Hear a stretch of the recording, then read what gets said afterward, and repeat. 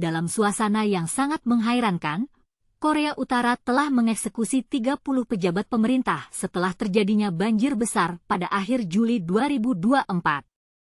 Banjir yang merendahkan sebagian wilayah utara Korea Utara ini menewaskan ribuan orang, dan para pejabat yang ditangkap dan ditembak mati dituduh sebagai pendukung kegagalan melakukan mitigasi yang menyebabkan bencana ini. Seperti dilansir dari laporan TV Chosun dan digetapkan oleh The Straits Times dan Independent, Kamis, tepatnya pada 5 September 2024, 30 pejabat yang berasal dari pemerintah daerah yang dilanda banjir ini telah dihukum dengan tegas. Mereka ditembak pada bulan Agustus 2024, sehubungan dengan kegagalan melakukan langkah-langkah preventif terhadap bencana alam yang menewaskan banyak nyawa. Dalam laporannya, TV Chosun mengutip seorang pejabat pemerintah Korea Selatan yang anonim. Para pejabat yang ditangkap dan ditembak mati ini dianggap sebagai pengendali wilayah yang tidak dapat mengendalikan situasi banjir. Hal ini menyebabkan korban yang lumayan besar, terutama di Provinsi Chagang, yang dianggap sebagai daerah yang paling parah dilanda banjir. Selain itu, Badan Intelijen Nasional Korea Selatan, NIS, juga sedang melakukan pemantauan yang intensif terhadap situasi ini setelah menerima informasi terkait tentang perkembangan tersebut. Seorang juru bicara dari NIS mengatakan terhadap situasi ini melalui telepon, meskipun tidak menyampaikan rincian lebih lanjut. Sementara itu, Kementerian Unifikasi Korea Selatan yang bertanggung jawab mengelola hubungan dengan Korea Utara menolak memberikan komentar terkait hal ini. Namun, pemimpin Korea Utara, Kim Jong-un, telah mengatakan pada pertemuan darurat partai pada akhir Juli 2024 bahwa dia akan menghukum dengan tegas mereka yang sangat mengabaikan tugas mereka dan bertanggung jawab atas jatuhnya korban. Banjir yang menghantui Provinsi Chagang pada Juli 2024 juga menyebabkan lebih dari 15.000 orang mengungsi. Laporan berita Korea Utara menyebutkan bahwa banjir ini menyebabkan kerusakan luas di kota Sinuiju di barat laut dan Uiju di dekatnya, dengan lebih dari 4.100 rumah dan 7.410 hektar lahan pertanian yang rusak.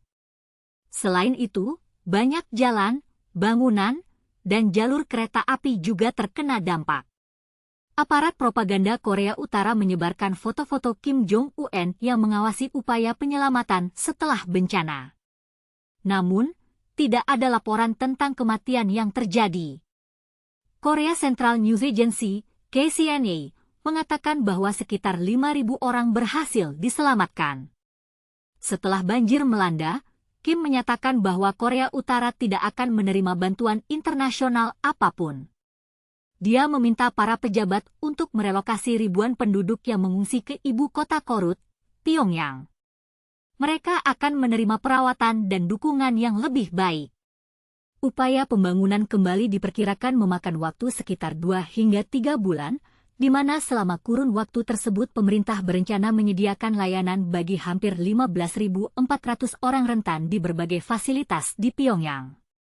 Selain tragedi banjir yang terjadi di Korea Utara, Korea Selatan juga menghadapi ancaman lain yaitu kasus suap yang melibatkan mantan Presiden Moon Jae-in.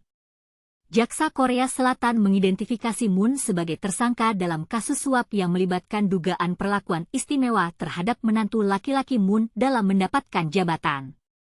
Namun, hingga saat ini belum ada pengakuan atau penyelesaian resmi terhadap kasus ini.